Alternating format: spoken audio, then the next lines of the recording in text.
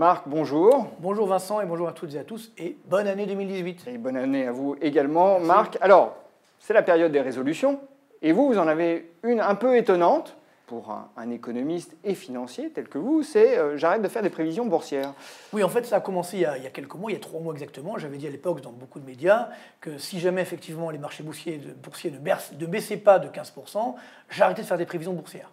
Donc là, on est 3 mois plus tard, il ne reste plus que 3 mois, on n'a toujours pas baissé de 15%. Donc il faut avouer, aujourd'hui, clairement, les marchés boursiers vont beaucoup trop loin par rapport à la réalité économique. Donc j'avais fait, si vous vous souvenez, la même chose quand le baril était monté à 150 $. J'avais dit que ça n'avait pas de sens économique. Puis quelques mois après, il est tombé à 34. Pareil quand l'or est monté à 1800, 1900 $.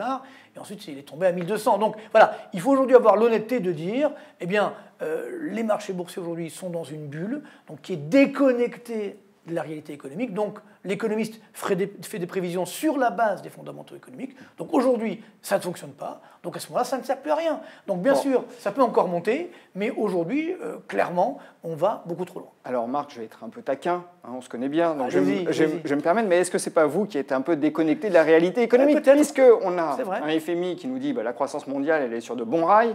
Elle atteindra 3,9% en 2018 et en 2019. On a des indicateurs avancés qui surprennent positivement.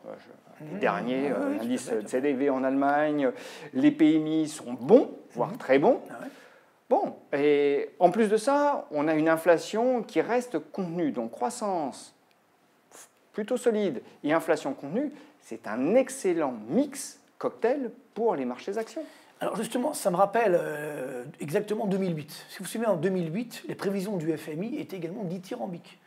C'est une croissance forte un peu partout, alors que le ralentissement avait déjà commencé. Même la crise des subprimes avait commencé à l'été 2007. Le FMI, tout va bien dans le meilleur du monde. La BCE, tout va bien. Donc même elle montait les taux d'intérêt en disant mais non, ça va trop bien. Bon, et on sait ce qui s'est passé par la suite. Donc, c'est malheureux à dire, mais les prévisions du FMI, pour moi, ne sont pas un bon indicateur avancé de la conjoncture. Sur les PMI, c'est pareil. Depuis déjà, ça fait quasiment 1 an que ça dure. On a des niveaux exceptionnellement bons. Et la croissance effective n'est pas à l'aune de ces indicateurs avancés. Donc, comment expliquez-vous que, finalement, vous soyez dans le faux, là, depuis... À propos de la bourse, j'entends, oui, parce que depuis 2 ans, on va dire 18 mois, 24 mois. Comme vous le savez, je fais le bilan de mes prévisions tous les ans. Et bon, là, il y a 2 ans, j'avais fait qu'une erreur de prévision. L'année dernière, j'ai fait 5 erreurs de prévision, dont effectivement la bourse. Donc sur une centaine de prévisions, c'est pas non plus énorme. Évidemment, on va regarder que les erreurs, mais ça, c'est le jeu. C'est le jeu. Ce que je veux dire par là, c'est que au moins, vous avez l'honnêteté d'en parler. Mais il faut, bien sûr, il faut en parler. D'un point de vue économique, j'avais bien anticipé effectivement une croissance économique d'un point de vue au niveau mondial de 3,4. On est à 3,5, c'est quasiment la même chose. Par contre, effectivement, le problème, c'est que pour justifier un Dow Jones à 25 000 points, même 26 000 points, il faudrait, économiquement parlant, une croissance mondiale de l'ordre de 8 à 9%. Donc on ne les a pas. Même si 3,5 c'est bien, mais ce n'est pas 9. Donc c'est là où on est en décalage, en quelque sorte. Et puis surtout pour 2018, on le voit. On a déjà, même si les enquêtes sont relativement bonnes, des données qui nous montrent que c'est en train de ralentir un petit peu aux États-Unis sur le secteur de l'immobilier. On a également la Chine, parce que n'oublions pas que la Chine, c'est la locomotive mondiale. Et aujourd'hui, le gouvernement chinois nous dit qu'il faut effectivement que la croissance chinoise ralentisse. C'est le gouvernement lui-même qui le dit. Pourquoi? Parce que justement, ils sont, je pense, beaucoup plus intelligents que nous. Ils ont compris qu'on était en bulle. Vous savez combien a augmenté le PIB chinois depuis 1980? C'est stratosphérique. 2900%. Hors inflation. Donc évidemment, il faut que ça se calme. Donc c'est pourquoi le ralentissement chinois est inévitable. Il est d'ailleurs voulu. Et à partir de là, la Chine a une croissance de 6 contre 6,9 l'année dernière, mécaniquement, on va avoir une croissance mondiale qui passe de 3,5 à 3,2. Donc vous voyez que... Ce qui n'est pas la catastrophe. Ce n'est pas la catastrophe, mais c'est quand même sur un ralentissement qui justifie justement des marchés boursiers trop élevés. Est-ce que vous ne focalisez pas un peu trop sur la Chine, même si la Chine est évidemment mondiale, une locomotive pour l'économie mondiale, mais les États-Unis restent tout de même un acteur primordial également pour le cycle. La réforme fiscale de Trump va avoir une incidence positive sur le cycle américain. Oui, c'est vrai. C'est vrai que de ce point de vue-là, on a l'économie américaine qui va rester sur une croissance de 2 à 2,5. C'est bien, c'est pas non plus l'euphorie. Et je vous rappelle, on a eu le problème du shutdown il y a quelques jours, c'est-à-dire en fait on a arrêté l'administration américaine, il va se reposer dans quelques mois, parce que malheureusement, le programme de Trump, il est très ambitieux et bravo. Le seul problème, c'est que pour fonctionner, il faut au moins 3 à 3,5% de croissance aux États-Unis pour le financer, et on ne les aura pas. Donc là aussi, on sait très bien que le déficit public va encore augmenter, que la dette publique, qui est à plus de 100% du PIB, va encore augmenter. Alors, je sais que tout le monde, entre guillemets, se fiche de la dette publique, parce qu'on n'en parle plus. Là aussi, on a l'impression que ça a disparu. Mais il est toujours là. Je veux dire, ce qui, il y a quelques mois, quelques années, faisait peur à tout le monde, aujourd'hui, c'est un non-événement. Mais c'est une réalité. La France, on est à quasiment 100% des publics sur PIB. Et les taux d'intérêt à long terme sont à 0,6, 0,7. Encore une bulle obligataire. Donc, c'est ça une bulle. C'est pas à dire, oui, c'est spéculatif, non. C'est simplement quand les grandeurs financières vont trop loin par rapport à la réalité économique. Et c'est là qu'est le travail de l'économiste, qui est simplement d'alerter. Et si jamais je ne le faisais pas, je ne le ferais pas, mon travail. Aujourd'hui, ceux qui disent non, il n'y a pas de bulle, tout va bien dans le meilleur des mondes, parce que justement, ils veulent aller dans le sens du vent. Et c'est vrai que c'est dur de lutter contre le vent. Donc le problème est là. Et donc ils ne font pas leur rôle comme en 2008, comme en 2001, 2002. Mais Marc, est-ce que vous n'allez pas cesser de faire des prévisions pendant un bon bout de temps? Est-ce que, en gros, les bulles vont pas... Boursière, attention, je continuerai les prévisions économiques. Ah, très bien. Ah oui, ne vous inquiétez pas. Que ça, c'est quand même mon métier de base. Les bulles... du côté des actions et les bulles obligataires, enfin la bulle obligataire et la bulle action ne vont pas continuer pendant un certain temps, sachant qu'aujourd'hui, les banques centrales ne savent pas trop comment sortir des politiques d'assouplissement quantitatif avec lesquelles elles ont arrosé de liquidités la planète pour nous sortir de l'ornière dans laquelle on était plongé avec la faillite de Lehman Brothers. C'est ça le problème, c'est qu'effectivement, au début, elles ont fait, d'ailleurs la BCE l'a fait beaucoup trop tard malheureusement, mais il fallait pratiquer la planche à billets, il fallait relancer la machine. Ok, sauf qu'une fois que la machine est relancée, il fallait arrêter. Et nous, on a continué.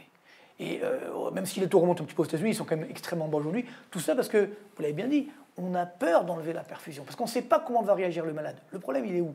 C'est que planche à billets aux États-Unis, 4 000 milliards de dollars, dans la zone euro, 3 000 milliards d'euros, je ne parle même pas de la Banque du Japon, de la Banque d'Angleterre. Donc, tout ça, ça va où? C'est dans le bilan des banques centrales, tout ça. Mais c'est entre guillemets des créances douteuses. C'est-à-dire que, globalement, il faut bien que ça se paye tôt ou tard. Donc, si ça ne se paye pas par de l'inflation, ça se paye par un autre type d'inflation, une inflation sur les actifs, et derrière, il y aura une destruction de richesse, malheureusement, avec l'éclatement de ces bulles.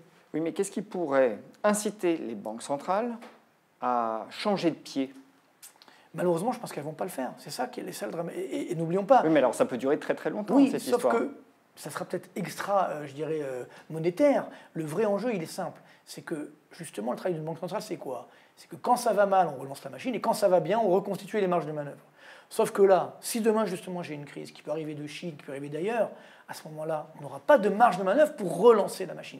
C'est là où les banques centrales, malheureusement, seront encore coupables, parce qu'elles n'ont pas anticipé ce ralentissement. Et en disant, bon, c'est pas grave, allez, on continue la morphine, on continue ce que vous voulez, sauf que la morphine, ok, on ne voit pas la douleur, on ne voit plus la dette publique, mais le malade, il est toujours malade, on ne l'a pas guéri. Donc c'est là le vrai danger qui malheureusement nous menace, et encore une fois, c'est le rôle de l'économiste d'alerter simplement. Donc, pas de prévision cette année pour la bourse, on est d'accord? Oui, non, mais encore une fois, on va attendre 3 mois. Le message, c'est nous sommes en bulle, et il y a des bulles un peu de tous les côtés. Oui, aujourd'hui, on a plusieurs bulles. On a la bulle boursière, la bulle obligataire, une bulle aussi immobilière un petit peu, notamment à Paris, et la bulle des crypto-monnaies, ça aussi. Alors ça, c'est la bulle des tulipes, nouvelle version, si vous voulez. Justement, je suis en train de faire mon nouveau livre qui va s'appeler Un monde de bulles. Bon, il sortira pas tout de suite, mais je suis en train de l'écrire. Et j'ai notamment vu la première grande bulle, c'était la bulle des tulipes au XVIIe siècle, les tulipes hollandaises. Et à l'époque, en 3 ans, le cours du bulbe de tulipes a augmenté de 5900%. Et ensuite, donc, en quelques jours, il a baissé, le prix a été divisé par 100. D'ailleurs, on ne sait pas quelle raison, il n'y a pas vraiment de raison. Donc là, c'est pareil avec le Bitcoin et tout ce qui s'ensuit. Comme son nom l'indique, ce sont des monnaies virtuelles. Donc on achète du vent. Alors évidemment, tant que le vent tourne, souffle, tout le monde est content, mais ça peut, on l'a vu dernièrement, ça peut faire moins 50% en un mois. Ceux qui ont acheté du Bitcoin à 20 000 $ et qui l'ont revendu à 10 000, j'ai de la peine pour eux. Donc voilà. Il faut arrêter cette cupidité, il ne faut pas oublier que l'argent facile comme ça, c'est toujours dangereux. Et n'oublions pas qu'aujourd'hui, 90% des bitcoins sont détenus par 5% des intervenants sur le marché. Donc c'est devenu une plateforme de blanchiment d'argent, point. Maintenant que ça monte, que ça baisse, ok. Encore une fois, c'est notre rôle, à nous économistes, à vous journalistes, d'alerter, de dire attention, aujourd'hui, il faut une juste correspondance entre le prix des actifs, la réalité économique, le risque. Ne jamais oublier tout ça. Si on oublie, on rentre dans les bulles et on en a connu malheureusement plusieurs et après ça fait mal quand ça Et le mot pète. de la fin, ça sera l'argent facile ou prétendument facile est toujours dangereux. Marc, Exactement. merci. Avec plaisir.